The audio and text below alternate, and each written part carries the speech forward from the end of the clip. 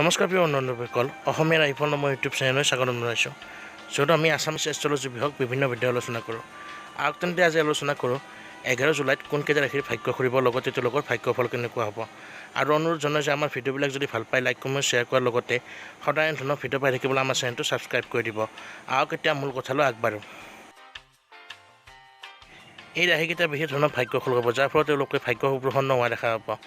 এওঁলোকৰ শনিদেৱৰ কৃপাতো বিভিন্ন দুখ দূৰ হ'ব আৰু জীৱনত সুখ লাভ কৰিব আৰু আৰ্থিক অৱস্থা মজবুত হ'ব। মা লক্ষ্মীৰ কৃপা থাকিব, ঘৰত সুখ শান্তি সৌভাগ্য বৃদ্ধি হ'ব, ব্যৱসায় বাণিজ্যত আমদানি আগতকৈ বৃদ্ধি হ'ব, ৰৈ থকা ধন হাতলৈ ঘূৰি আহিব, সন্তান সুখ লাভ কৰিব, কেৰিয়াৰ দিশত উত্তম হ'ব, প্ৰেম স্বাস্থ্য আদিত যথেষ্ট উন্নতি হোৱা দেখা যায়।